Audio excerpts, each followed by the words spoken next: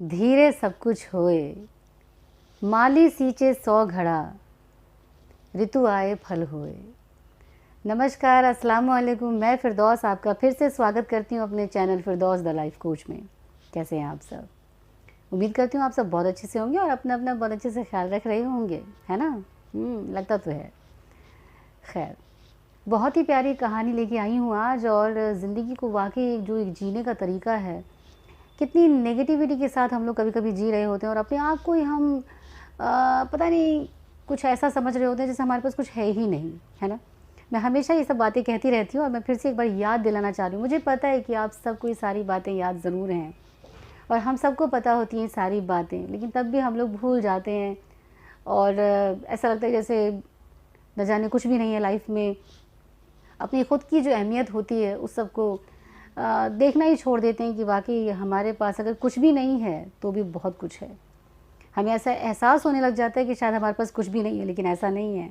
जब आपके पास कुछ भी ना हो तो एटलीस्ट आप अपने पास खुद रहते हैं और अगर रहेंगे तो डेफ़िनेटली आपके पास सब कुछ होता है उस वक़्त में, ना होते हुए भी।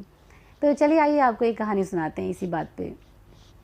एक बार एक बहुत ही गरीब सा आदमी महात्मा बुद्ध के पास आता है और एकदम पैरों को पकड़ लेता है और रोने लग जाता है एकदम ज़ार-ज़ार कि भाई महाराज, महात्मन मुझे परेशानी से निकालिए, मैं बहुत परेशान हूँ। मेरा बेटा है जो कि माशाल्लाह बहुत ही जवान हो चुका है और एकदम बड़ा समझदार है, लेकिन वो हर वक़्त घर में सोता पड़ता रहता है और अपने आप को कोसता रहता है, अपने आप को तकलीफ़ देता रहता है ये कह के कि भगवान ने हमें कुछ भी नहीं दिया, ईश्वर ने हमें कुछ भी नहीं दिया है। हमारे पास कोई पैसे नहीं हैं, हम एक गरीब पैदा हुए हैं, क्या फ़ायदा ऐसी ज़िंदगी का। और वो अपनी ज़िंदगी को हर वक़्त बड़ा ही लानत देता रहता है कि क्या फ़ायदा ऐसी ज़िंदगी का, इससे तो अच्छा है कि हम मर जाएँ, क्यों जी रहे हैं हम ऐसी ज़िंदगी।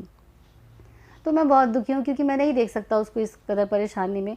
बेशक मैं मेहनत बहुत करता हूँ और मैं चाहता हूँ कि वो भी मेहनत करे और जब कोशिश करेगा तो डेफ़िनेटली आगे बढ़ेगा। महात्मा उसकी पूरी बात सुन लेते हैं, कहते हैं चलो ठीक है, करते हैं इसका भी कोई समाधान। वो अपने 2 जो शागिर्द होते हैं उनको भेजते हैं वो गरीब आदमी के घर पर कि भाई जाओ ज़रा देखो क्या मसला क्या है। वो 2 लोग जाते हैं उनके पास, बंदा वाक़ई सो रहा होता है, अच्छा खासा हट्टा-कट्टा नौजवान। और सोचिए बिना कोई काम काज किए दोपहर हो रही होती है और वो सो रहा होता है उस वक़्त में। उठाते हैं उसे, वो कहता है भाई क्यों आए हो तुम सब? चले जाओ यहाँ पे, मुझे किसी की कोई बात नहीं सुननी है, सब बेकार है। ये जितने भी महात्मा साधु होते हैं ये सब ऐसे ही होते हैं, सिर्फ़ बातें बनाते हैं कि कोई बातें नहीं होती हैं। तो ख़ैर जो भी हो, वो समझाते हैं कि भाई देखो तुम्हें महात्मा बुद्ध ने बुलाया है और वो तुम्हारी जो भी समस्याएँ हैं उसको ख़त्म कर देंगे, तो तुम एक बार मिल लो। तो इसलिए तुम्हारी परेशानी को अगर तुम्हें दूर करना है तो उनसे मिलने के अलावा कोई रास्ता नहीं है तुम्हारे पास, तो तुम्हें जाना चाहिए उनके पास। जब उस आदमी को लगता है, उस लड़के को लगता है कि चलो ठीक है मेरी समस्या अगर वाक़ई कोई ख़त्म हो जाएगी, तो क्यों ना फिर एक बार महात्मा जी से मिल लिया जाए। और वो ये सोच के कि चलो भई मेरी गरीबी की समस्या है तो क्यों ना एक बार मिल लूँगा तो क्या पता वाक़ई मेरी सॉर्ट आउट हो जाए। ये सोच के वो चल पड़ता है महात्मा जी से मिलने के लिए, जाता है, नमस्कार करता है और महात्मा जी से कहता है कि ऐसे-ऐसे मैं बहुत परेशान हूँ और आपने मुझे क्यों बुलाया है? पहले तो उसको बड़ा गुस्सा आता है कि बेफ़िज़ूल का मैं आराम से सो रहा था और मुझे ज़बरदस्ती का बुला लिया है और अगर इनके पास कोई समाधान नहीं निकला तो मेरी नींद भी ख़राब कर दी है इन्होंने। तो ख़ैर वो बोलता है महात्मा जी से कि मुझे क्यों बुलाया है अननेसेसरली, अगर आपके पास समाधान है तो बता दो, अदरवाइज़ नहीं है तो छोड़ो मुझे, मेरे को जाके घर अपना सोना है। मुझे मुझे पता है कुछ भी नहीं है, अगर हम गरीब पैदा हुए तो हमारे पास कुछ भी नहीं है, हम कुछ नहीं कर सकते। क्योंकि दुनिया में सबसे ज़्यादा ज़रूरी जो पैसे हैं और पैसा नहीं है तो क्या कर सकते हैं, कुछ नहीं। तो मुझे लगता है सब बेकार है ज़िंदगी में। महात्मा जी सारी बात सुन लेते हैं। आप सबको पता है कि वो कितने शांत और स्थिर थे। वो सारी बात सुन के फिर उसके बाद बच्चे से कहते हैं, उस लड़के से कहते हैं कि अच्छा एक काम करो, ये जो पास का जो राज्य है वहाँ पे राजा का एक छोटा भाई है, ठीक है? मैं तुम्हें वहाँ लेके चलता हूँ उनके दरबार में।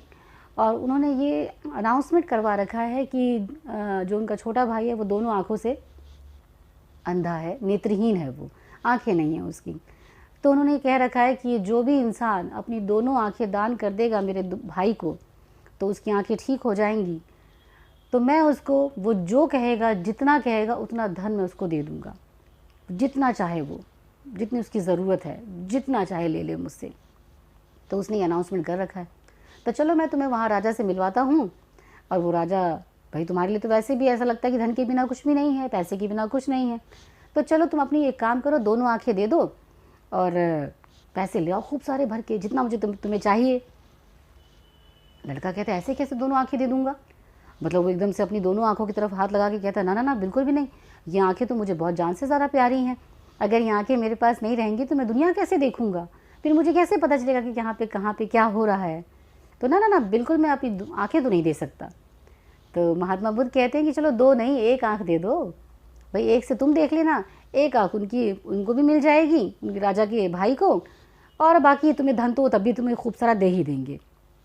वो कहते हैं नहीं, मैं अपनी एक आंख भी नहीं दे सकता, ये मुझे बहुत प्यारी हैं और ये बहुत ज़रूरी हैं मेरे शरीर के लिए, और ये मुझे जान से भी ज़्यादा प्यारी हैं, और ज़िंदगी में इन आँखों के बिना मैं कुछ भी नहीं कर सकता, मेरे लिए बहुत ज़रूरी हैं।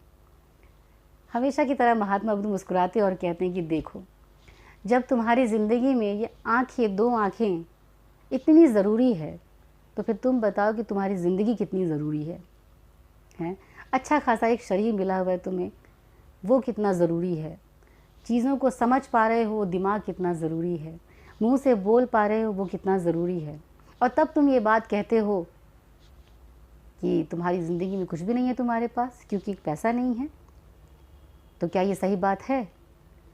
थोड़ी देर के लिए वाकई उस लड़के को लगता है कि बात तो सही है, मैं अपनी इस पूरे शरीर में सिर्फ दो आँखों को देने के लिए भी मना कर दे रहा हूँ कि नहीं, मैं ये नहीं कर सकता, क्योंकि इसके बिना मेरी ज़िंदगी कुछ भी नहीं है। तो मेरे पास तो इतना कुछ है, और मैं अपनी ही अहमियत को समझ नहीं पा रहा हूँ कि मेरे पास कितना कुछ है। और रहा पैसा, तो वो तो मैं कमा ही लूँगा, मेहनत करूँगा, जब उठ के खड़ा हो जाऊँगा और काम करना शुरू करूँगा, तो फिर ये कमाना क्या चीज़ है ना? तो कहते हैं ना, जब कोशिश करने वालों की कभी हार नहीं होती। अगर जो इंसान मेहनत करता है, वो इंसान कभी पीछे पलट के नहीं देख सकता। पैसे कमाना कोई बड़ी बात नहीं है, बड़ी बात तो ये है कि आप अपनी अहमियत को समझिए। क्या हैं आप? अल्लाह ने आपको क्या क्या नवाजा हुआ है, इस बात को समझिए। मानते हैं ज़रूरी है दुनिया में हर चीज़ कि हाँ, एक रुतबा, ज़रूरत की हर चीज़ को लेने के लिए पैसे भी ज़रूरी हैं, ज़ाहिर सी बात है, लेकिन सबसे ज़रूरी है आपकी सेहत। अगर आप हेल्दी हैं, आपका दिमाग अच्छा चल रहा है, शारीरिक रूप से आप स्ट्रॉन्ग हैं, हर काम को, हर चीज़ को, बात को सोचने की शक्ति है, सलाहियत है आपके अंदर, तो वाकई क्या पैसे कमाना बहुत बड़ी बात है? ये आप बताइएगा, मुझे कमेंट कीजिए, क्योंकि मैं तो यही कहना चाहूँगी कि अगर इंसान चाहे तो वो कुछ भी कर सकता है, उसके हाथ में कुछ भी है, वो कुछ भी कर सकता है, उसके बस में सब कुछ है। बस वो अपनी अहमियत को पहचाने और अपने आप को समझे कि वो पूरी तरह से सक्षम है हर काम को करने के लिए।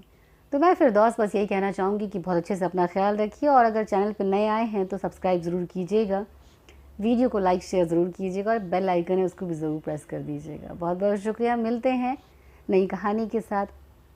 शुक्रिया आप सबका, अल्लाह हाफिज़।